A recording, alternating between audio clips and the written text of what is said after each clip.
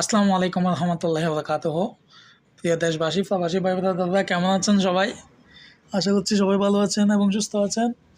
তো মক্কাতে আসার পর থেকে তো সৌদি আরবে যখন থেকে আসলাম তখন থেকে আমি মক্কাতে ছিলাম।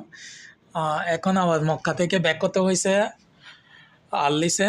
কারণটা হচ্ছে মক্কা নগরীতে যেহেতু কোরবানের বড় হজ অনুষ্ঠিত হবে, সেই সুবাদে বিভিন্ন দেশ থেকে আগত হাজিরা ওনাদের রুমের জন্য বা থাকার জন্য এবং জাহামা কম হওয়ার জন্য আসলে মক্কাতে যারা জব সিকার বা জব করতেছেন আর কি, তারা এখন রুম চেঞ্জ করতে হচ্ছে এবং বিভিন্ন জায়গায় তাদের থেকে শিফট হতে হচ্ছে। আসলে বিষয়টা অনেক কষ্টদায়ক, আর মক্কা ছেড়ে তো আসতে ইচ্ছে করে না। তো আলহামদুলিল্লাহ কোরবানের পর আবার চলে যাব মক্কায়। তো মক্কা নগরীতে ভাই দাদা যারা আছেন বা নতুন এসেছেন সৌদি আরবে, আপনারা অবশ্যই মাথায় রাখবেন, ওখানে জাহামা করা যাবে না। মানে মানুষের উপস্থিতি অতিরিক্ত ওখানকার প্রশাসনকে মাথাচাড়া দিয়ে উঠে। অর্থাৎ আপনারা ইতিমধ্যেই জেনেছেন 21 থেকে 22,000 প্লাস মানুষ, বাংলাদেশ, ভারত এবং পাকিস্তানের মানুষ জেদ্দা জেলখানায় অবস্থান করতেছে। পাশাপাশি ওদের নিজ নিজ দেশে হ্যান্ডওভার করা হচ্ছে।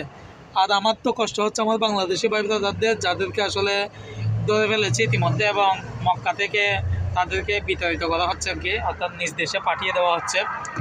তো আপনারা যারা মক্কাতে এখনও আছেন, তারা সতর্ক অবস্থানে থাকবেন এবং অপ্রয়োজনীয় কাজ ছাড়া অপ্রয়োজনে আপনারা বাইরে বের হবেন না, রাস্তাঘাটে যাবেন না, যাতে কোনো বিপদের সম্মুখীন না হন আর কি।